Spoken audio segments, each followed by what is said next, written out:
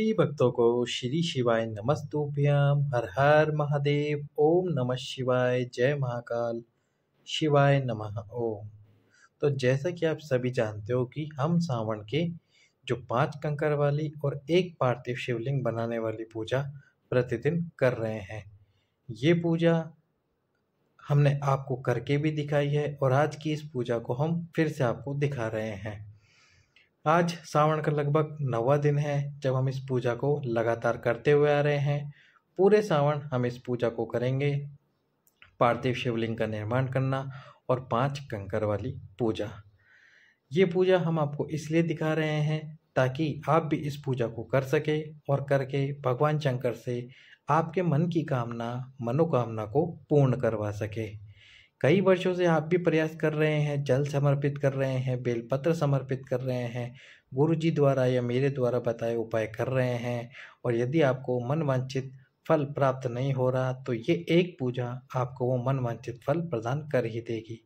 अभी भी सावन में पहली प्रदोष आना बाकी है, शिवरात्रि आना बाकी है, अमावस्या आना बाकी है, दूसरी प्रदोष आना बाकी है और पूर्णिमा आना बाकी है। यदि ये 5 दिन भी आप इस पूजा को कर लेते हो तो आपको निश्चित रूप से वो सब कुछ प्राप्त होगा जिस कामना से आप ये पूजा कर रहे हो।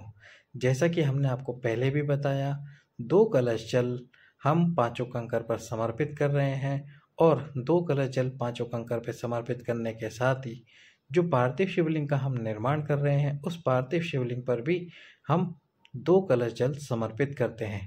यदि आप संतान वंश प्राप्ति करना चाहते हो तो 2 कलश जल समर्पित करते हुए तुमरुकेश्वर और कृष्णेश्वर महादेव का नाम लीजिए। यदि आपकी इच्छा कुबेर भंडारी या फिर धन प्राप्ति की है तो कुबेर भंडारी का नाम लेते हुए कुबेरेश्वर महादेव का नाम लेते हुए आपको ये वस्तुएं आपको 2 कलश जल समर्पित करनी है। जो भी वस्तु आपको मिले आप वह सभी वस्तु भगवान शंकर के शिवलिंग पे समर्पित करें। वैसे हम गेहूं के दाने, काली मिर्च, काले तिल, साबुत मूंग और मेहंदी शिव जी को समर्पित कर रहे हैं। साथ में ही धतूरे के पत्ते, सफ़ेद आंकड़े के पत्ते, पीपल के पत्ते समर्पित करते समय हम पिपलेश्वर महादेव का भी स्मरण कर रहे हैं। और इसके साथ ही किसी भी वृक्ष की 5 पत्तियाँ, यदि हमको आम के वृक्ष की 5 पत्तियाँ मिलती है तो हम वही समर्पित करते हैं। यदि हमको जामुन के वृक्ष की 5 पत्तियाँ मिलती है तो हम वही समर्पित करते हैं, या फिर किसी और वृक्ष की पत्ती मिलती है तो हम वही समर्पित कर देते हैं। शिव को यदि आप भाव से अपने मन से अपने भाव से रिझाओगे तो शिव जी रिझ जाएंगे, क्योंकि भगवान शंकर भाव देखते हैं। ये कभी नहीं देखते कि आपकी इस पूजा में आपने ये वस्तु समर्पित नहीं करी या ये वस्तु नहीं चढ़ाई। यदि आप करते हो निरंतर पूजा तो आपको निश्चित रूप से मनोकामना और जो इस कामना से आप इस पूजा को कर रहे हो वह अवश्य ही पूर्ण होगी। आप देख सकते हो 1 पत्ती वाला बेलपत्र, इसके साथ ही 2 पत्ती वाला बेलपत्र भी हमने समर्पित किया है भगवान शंकर के शिवलिंग पे। इन बेलपत्र में केवल 1 ही पत्ती आती है, 2 पत्ती भी आती है। वैसे तो हमेशा 3 पत्ती वाला बेलपत्र आपको देखने को मिलता है। ये देख सकते हो आप 2 पत्ती वाला बेलपत्र, पर कभी कभी 4 पत्ती, 5 पत्ती, 6 पत्ती वाला बेलपत्र भी आता है। उसका उपाय अलग से किया जाता है।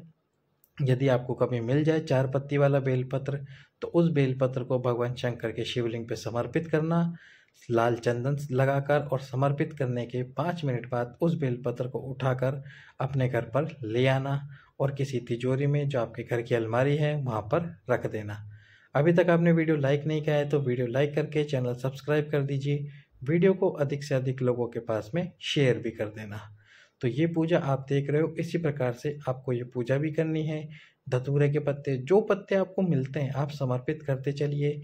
इस पूजा के पूर्ण होने से पहले, यानी कि सावन पूर्ण होने से पहले और पूजा पूर्ण होने से पहले आपको वो सब कुछ प्राप्त हो जाएगा जिस कामना से आप ये पूजा कर रहे हो। भगवान शंकर आपको सब कुछ प्राप्त ज़रूर कराएंगे, ऐसा मेरा विश्वास है। यदि आप पूजा में इस विश्वास को लेकर करते हो तो निश्चित रूप से आपका वो विश्वास भगवान शंकर सफल कर देंगे और उस विश्वास के बल पर ही आपको सब कुछ प्राप्त करा देंगे। शिव जी हमें वह भी देते हैं जो हमारे भाग्य में नहीं होता।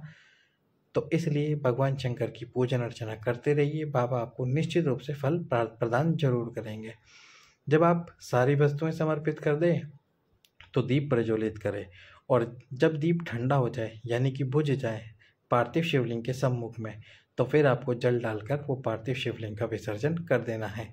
सभी को प्रणाम करें। जो पार्थिव शिवलिंग है, मैंने पहले भी बताया है, जो चंदन आपने लगाया है पार्थिव शिवलिंग पे, उस चंदन का टीका अपने मस्तक पर लगाए, कंठ पर लगाए और अपने उदर पर यानी कि पेट पर लगाए, माताएं बहनें।